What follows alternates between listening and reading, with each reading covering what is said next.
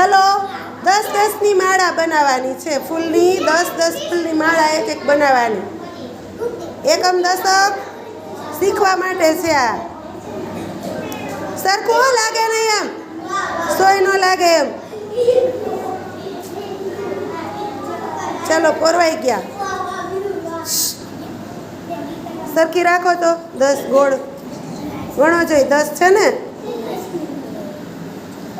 થઈ ગઈ 10ની માળા વિરાણ હાલો સરખું પરવો